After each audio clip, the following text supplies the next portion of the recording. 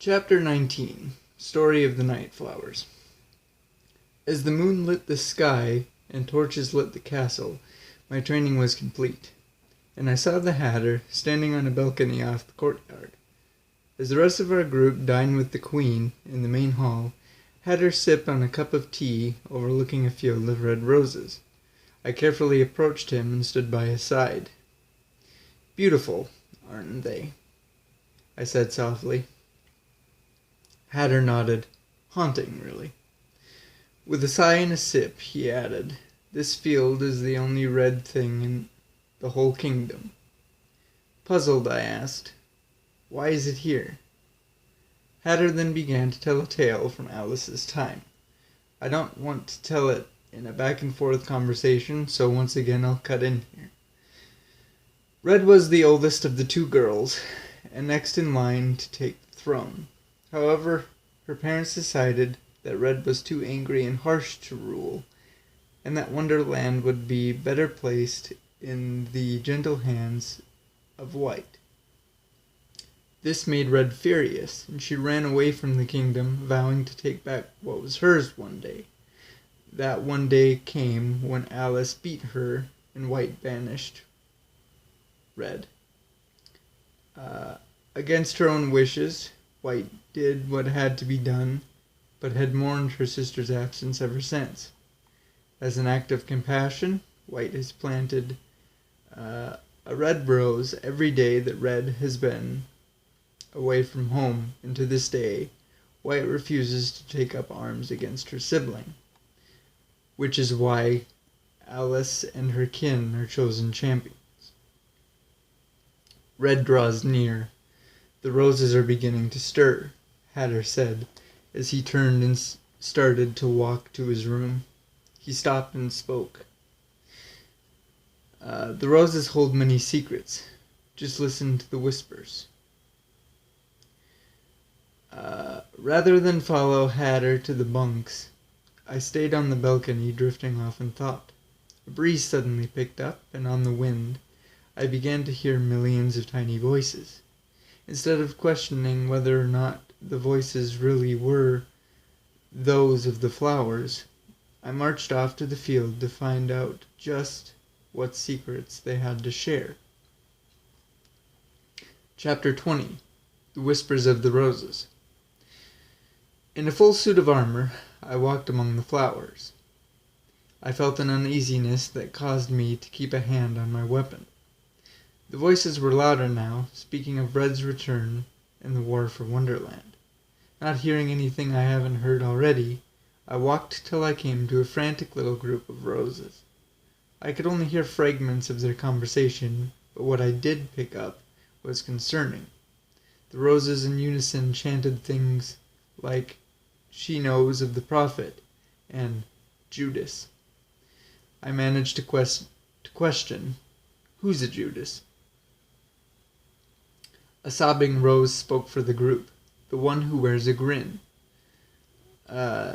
Just then the field got quiet, and I felt the shiver of being watched run down my spine. My newly found battle instinct drew my sword. At the end of my blades sat Chesh, grinning from ear to ear. "Hello, Alan."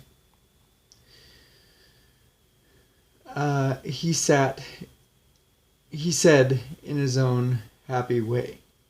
In a surprised gasp, I asked, "Chesh, where have you been?" He answered, "Just patrolling." With a chuckle he added, "I see you're battle ready, and for good reason. Soldiers at an outpost said the Red Queen is headed this way." Chesh placed a paw on the blade and pushed it away from his face. "You'll soon be making true use of that vorpal blade."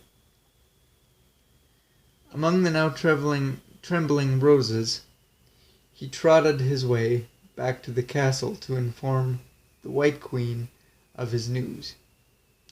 As the shape of his body faded into the wind, I followed his non-existent path to the castle.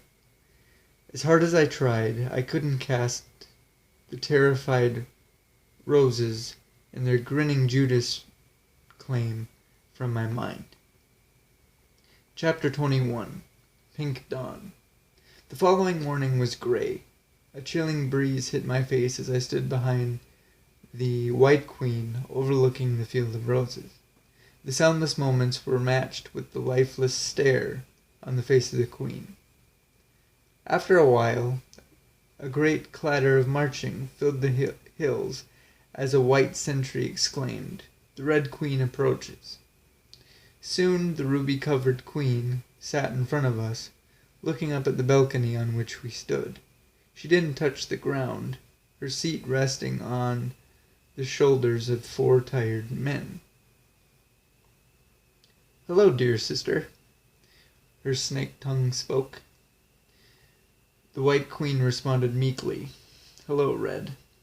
As if disgusted by the lack of enthusiasm, Red frowned. "Are you not pleased to see me? It's been so long since I've been home." White nodded in agreement. "Too long." Red sneered back. "Yes, well, it's a shame to see how you've let the place go. So much white, never enough red." Red smirked. "We'll have to change that, won't we?"